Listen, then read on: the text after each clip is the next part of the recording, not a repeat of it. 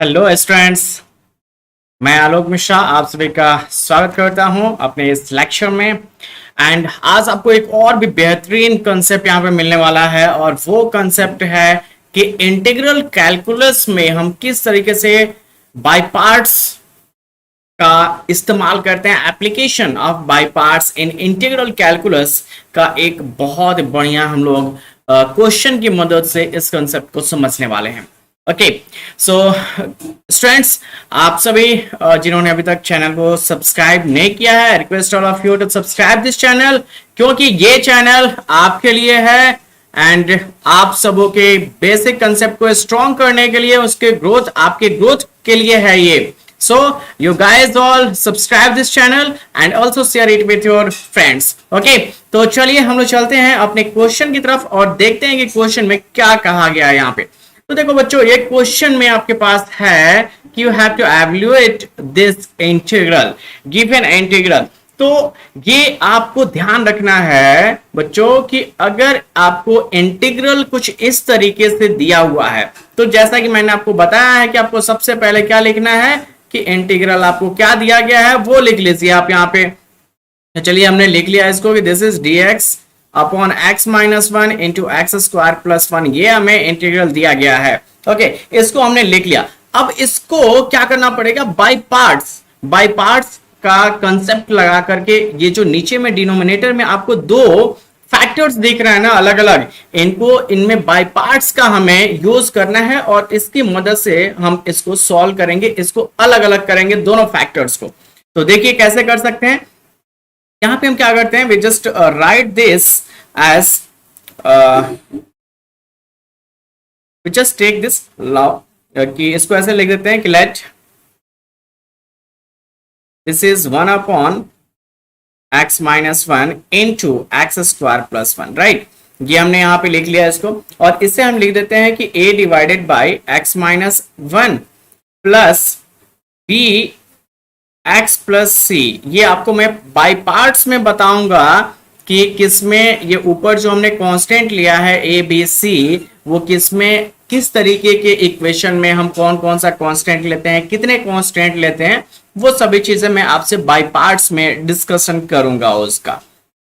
Okay, अब देखो, अब राइट हैंड साइड को अगर हम सॉल्व करें तो हमारे पास क्या आएगा, a into x square plus one आएगा और इधर आपके पास क्या आ जाएगा, this will be your b x plus c into x minus one आ जाएगा।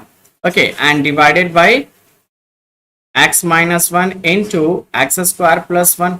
ठीक है, आपके लेफ्ट हैंड साइड में क्या दिया हुआ है बच्चों, लेफ्ट हैंड साइड में दिया हुआ है x minus one into x square plus one दिया हुआ है। अब देखो ये और ये आपका क्या हुआ, कैंसिल हो गया।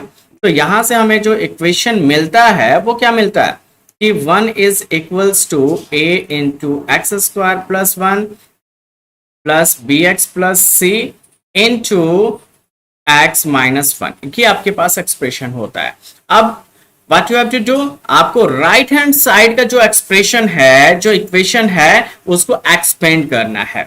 मैं उम्मीद करता हूं कि आपको यहां तक सभी चीजें क्लियर होगा, है ना। यहां तक क्लियर होगा, थोड़ा सा आप लोगों को डाउट्स होगा ये बाय पार्ट्स वाले में। तो जब मैं बाय पार्ट्स के बारे में डिस्कस करूंगा तो उसके सारे फॉर्मूले, सारे कंसेप्ट मैं आपको बताऊंगा और फिर हम लोग उन कंसेप्ट का इस्तेमाल करके कई सारे ढेर सारे क्वेश्चंस भी करेंगे ताकि वो आपके लिए एकदम क्लियर हो जाए। ठीक है, तो देखो ये वन इज इक्वल्स टू क्या हो जाएगा बच्चों, this is equals to a x square plus a, okay, and this is your b x square plus c x minus b x plus minus c. ठीक है, हमने जस्ट ब्रैकेट को open कर दिया, उनको आपस में मल्टीप्लाई करके अब जितने एक्स स्क्वायर वाले टर्म है उनको एक साथ ले लेते हैं। तो एक साथ ले तो हमें क्या मिलेगा, a plus b into x square मिलेगा, है ना। जो x वाले टर्म है उनको एक साथ ले लेते हैं, तो एक साथ ले लेते हैं तो ये मिलेगा हमें c minus b into x और फिर आपके पास जो कांस्टेंट टर्म है उसको एक साथ ले लेते हैं। कोई डाउट, कोई दिक्कत किसी को कोई दिक्कत? जिस भी स्टूडेंट को जहां पे भी दिक्कत हो कमेंट बॉक्स में लिख करके जरूर उसका पूछ लेगा कि मुझे इस पार्टिकुलर पॉइंट पे प्रॉब्लम था सर, फिर से बता दीजिए, मैं उसको फिर से एलोबरेट कर दूंगा। ओके, चलिए नेक्स्ट हम आगे चलें इसमें।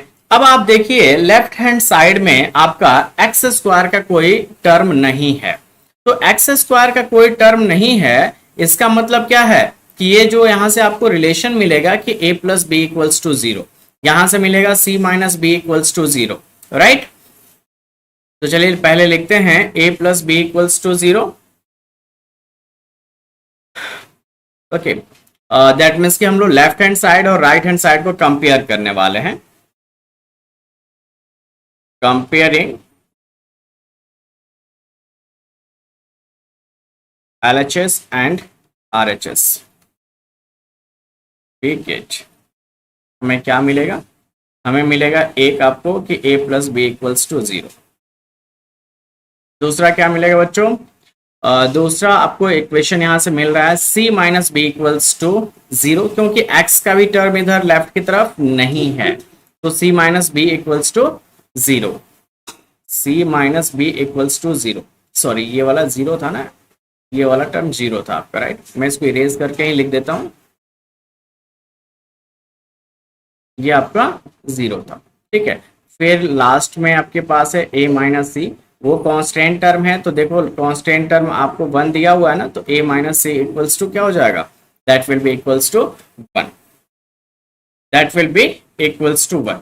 तो यहां से अब देखो, अगर हम इक्वेशन टू से देखें तो हमें क्या मिलेगा, c इक्वल्स टू बी मिलेगा, c इक्वल्स टू बी। अब उसको हम इस्तेमाल कर लेते हैं इक्वेशन थर्ड में, ओके। इस इक्वेशन थर्ड में यूज कर लें तो हम इसको ऐसे लिख सकते हैं कि a minus b equals to one, और ऊपर हमारे पास क्या है, a plus b equals to zero.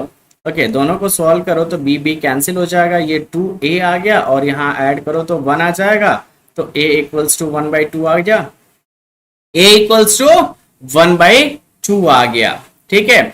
अब b देखो, इस इक्वेशन से अगर हम देखें, इस इक्वेशन से, तो a equals to minus b होगा, a equals to minus B.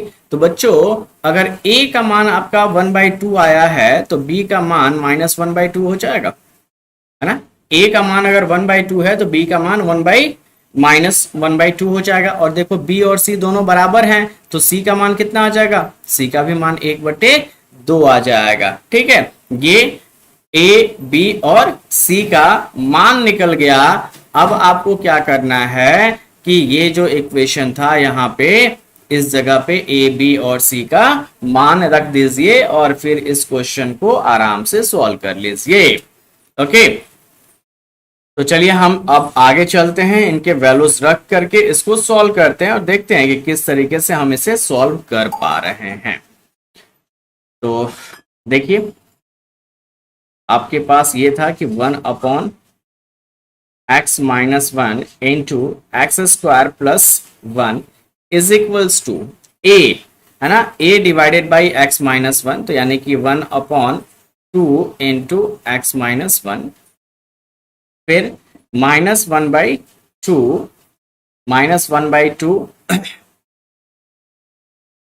x plus 1 divided by x square plus 1।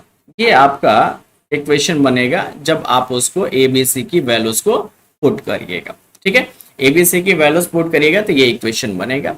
फिर अब इसको इंटीग्रेट करते हैं, so your integral dx divided by x minus 1 into x square plus 1 will be now equals to 1/2 into x minus 1 into dx minus 1/2 into x plus 1, है ना, x plus 1 ही आया था ना, x plus 1, तो यहाँ पे भी हम इसको अलग अलग कर देते हैं, x divided by x square plus 1 कर देते हैं इंटू dx, और एक और टर्म आपका क्या आ जाएगा, 1/2 into dx divided by x square plus 1, ठीक है। ये आपका एक्सप्रेशन जो है एक्सपेंड कर दिया हमने, तो ये आपके पास एक्सप्रेशन मिलेगा, ठीक है। तो ये इस तरीके से हमें इसको सॉल्व करना है। अब पहला वाला आपको पता है कि 1/x का हमने इंटीग्रेशन आपको बताया है कि log x होता है,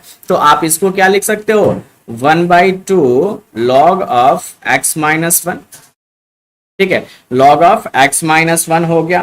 फिर -1/2 और x upon x square plus 1 है, तो इसका इंटीग्रेशन आप करेंगे तो मल्टीप्लीकेशन में यहाँ पे 1/2 आएगा। ये बहुत ही छोटा सा इंटीग्रेशन है, इसको आप लोग करके देखिएगा कि हम कैसे इसको इंटीग्रेट कर सकते हैं। और साथ में आपका क्या होगा बच्चों, साथ में होगा ये एक्स स्क्वायर प्लस 1, है ना, लॉग एक्स स्क्वायर प्लस 1 हो जाएगा। फिर -1/2, ये जो इंटीग्रल है 1/x² प्लस 1, ये एक्चुअली में tan इनवर्स x का इंटीग्रेशन होता है। So it will be tan inverse x plus c। तो ये आपका आंसर हो जाएगा। मैं थोड़ा सा आपको ये वाला डिस्क्राइब कर दूं, है ना, ये आंसर आपका आ चुका है। मैं थोड़ा सा ये पार्ट जो आपका था इसको मैं डिस्क्राइब करता हूँ। मान लीजिए कि आपको ऐसे दिया हुआ है x/x² plus 1 into d x, ठीक है। तो आपको इसमें क्या करना पड़ेगा, you have to just put x² plus 1 is equals to t put कर दिया आपने। फिर दोनों तरफ इंटीग्रेट करेंगे तो 2x into d x equals to d t आ जाएगा, और x into d x equals to 1/2 d t आ जाएगा। तो जहां पे x इंटू डी एक्स है उसकी जगह पे हम क्या पुट करेंगे, 1/2 डी टी आपने पुट किया, और नीचे में क्या पुट करेंगे आप, t पुट करोगे। So it will be 1/2 dt divided by t, और 1 इसका इंटीग्रल क्या हो जाएगा, 1/t का लॉग ऑफ t। और देखो बच्चों t हमने किसको एज्यूम किया था, x² प्लस 1 को किया था। So it will be 1/2 log x² plus 1 हो जाएगा, और यही वैल्यू हम यहाँ पे पुट कर देंगे तो 1/2 into 1/2 that will be equals to 1/4। ठीक है, तो मैं यहाँ पे आपका फाइनल आंसर यहाँ पे लिखता हूँ। I am just writing the final answer over here. This is equals to 1/2 log x minus 1 minus 1/4 log x² plus 1 minus 1/2 tan inverse x plus c। ठीक है, ये आपका आंसर आ जाएगा, और ये मैंने ऊपर वाले पार्ट का आपको एक्सप्लेनेशन बताया। Okay, so that's all about this session. See you back with next video with some more new concepts. तब तक के लिए आप इसको रिवाइज करिए, पढ़िए और इसके क्वेश्चंस करिए। Thank you students.